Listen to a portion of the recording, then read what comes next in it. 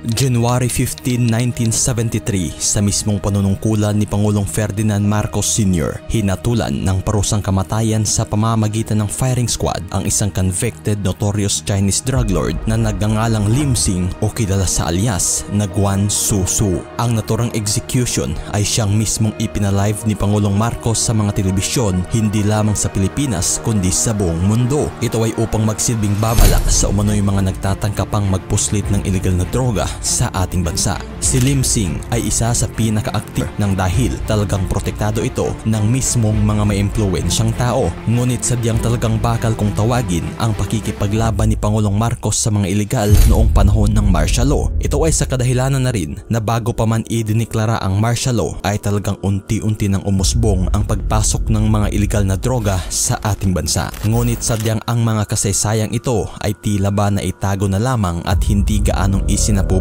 kung kaya't isisiwalat natin ngayon kung paano at ano nga ba ang tunay na kwento at dahilan sa ginawang pagpataw ni Pangulong Marcos Sr. ng parusang kamatayan kay Lim Sing na isang convicted Chinese drug lord sa ating bansa.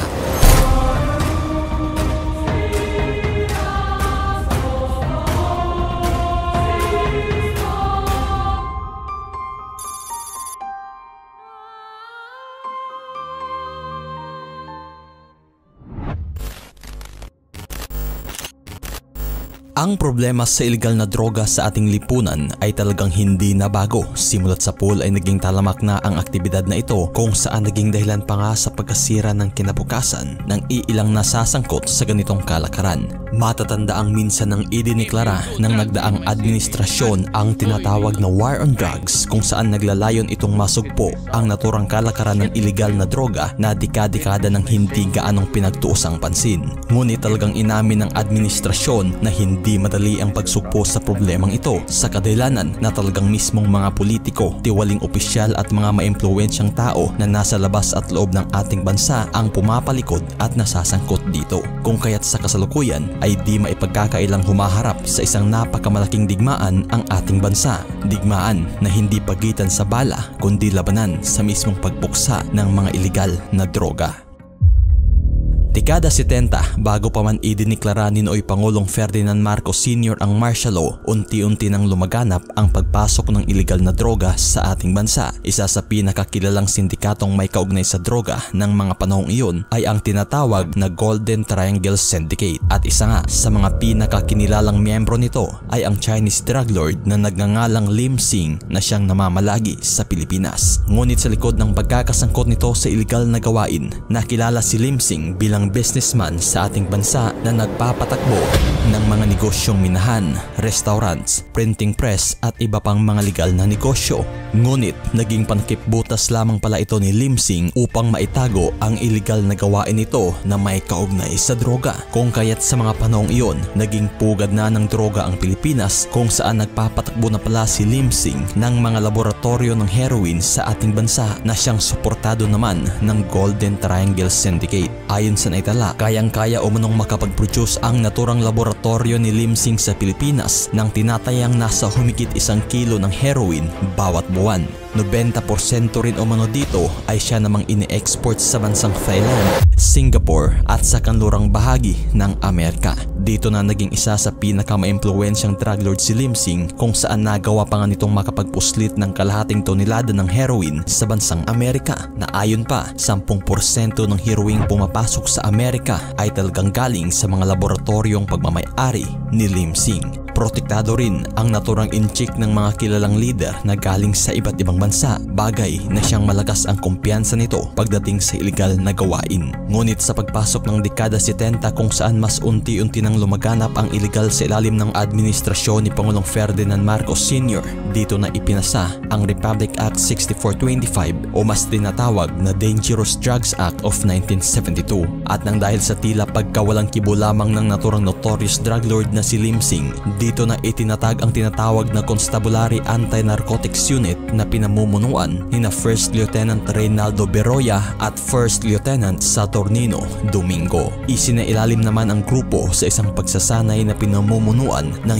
US Bureau of Narcotics and Dangerous Drugs o mas kinilala na ngayong US Drug Enforcement Agency o DEA. At nang dahil sa maiging pagsasaliksik at pagpapalitan ng mga intel reports ng magkabilaang panig, dito na nalaman ang naging illegal na operasyon ng mga laboratorio ni Lim Sing sa Pilipinas. Kung kaya't September 27, 1972, ilang araw pa lamang nang idiniklara ang martial law, ikinasa ang tinatawag na Oplan Dama de Noche. Pangunahing objective ng operasyon ay ang matugis ang mga laboratorio ng droga na pinapatakbo ni Lim Sing dito sa Pilipinas. Dito na nasabat ang daang-daang kilo ng mga heroin na nakaimbak lamang sa mga mansyong pinagmamay-arian ni Lim Sing sa Caloocan at sa ibang bahagi ng Kamaynilaan. Nakuha rin sa mismong mga properties ni Lim Sing ang mga walang lisensyang matataas na kalibre ng mga baril.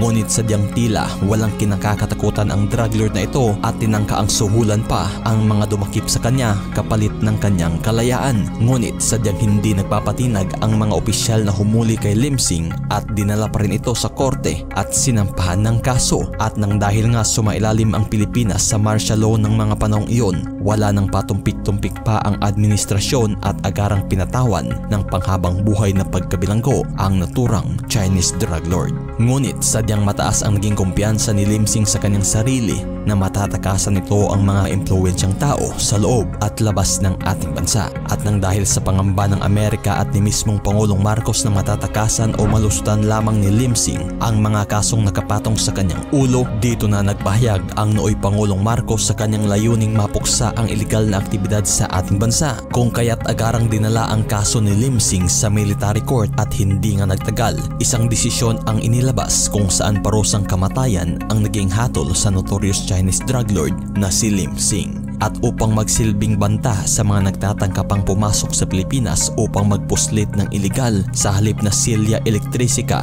ang pamamaraan sa pagbitay kay Lim Sing, ipinag-utos ni nooy Pangulong Marcos na firing squad ang magiging paraan sa pagbitay sa naturang Chinese drug lord. Naging mas matindi pa ito kung saan makikita sa publiko at mapapanood live sa mga telebisyon ang gagawing pagbitay kay Lim Sing. Hanggang January 15, 1973, madaling umaga nang itungo na si Lim Sing mula firing range. Dito na rin pinasahan ng hatol si Lim Sing bago pa man ginawa ang parusang kamatayan. Ngunit sadyang makikitang tila walang pagkabahala ang mukha ni Lim Sing nang dahil nga kampante itong hindi matutuloy ang hatol sa kadahilanan na maraming malaking tao ang pumapalikod sa kanya. Ngunit sadyang pag-aakala na lang ang lahat ng ito kung saan hanggang sa kanyang kahuli-hulihang sandali ay wala ni isang tulong ang dumating sa kanya. At bago pa man mag-alas 6 punto ng umaga January 15, 1973, iginapos na si Lim Sing sa isang poste kung saan nakatali ito sa kanyang dibdib at paa. Nakapwesto na rin ang mga inaatasang babaril kay Lim Sing na isang pangkat ng mga sharpshooter na pinamumunuan ni Lieutenant Jose Agawin.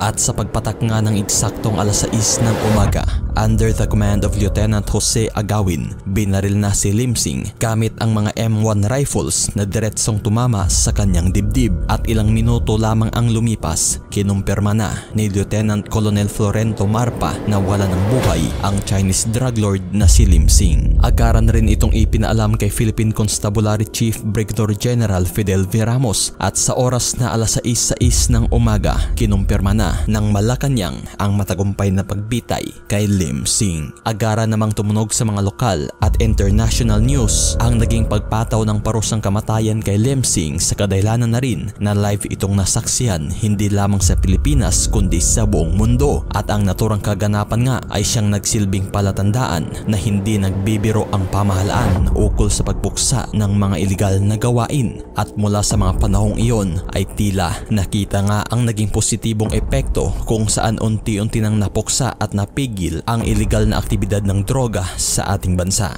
Ngunit sa pagdaan ng panahon, kasabay na rin ng pagpapatalsik kay Pangulong Marcos nang sa muli unti-unti na namang sumibol ang problemang ito. Sa paglipas ng panahon ay talagang hindi lamang bumalik ang problemang may kaugnay sa droga, kundi talagang mas lumala pa ito na kahit mismong mga opisyal ng pamahalaan ay nasasangkot na. Bagay na hindi na rin natin maihahalin tulad pa ang sitwasyon noon at ngayon sa kadahilanan na ng mga panahong iyon ay kakasimula pa lamang ng mga aktibidad na ito kumpara sa ngayon na talagang laganap at nakaugat na ng husto na siyang dahilan nga kung bakit ganito na lamang kahirap na puksain ang problemang may kaugnay sa illegal na droga.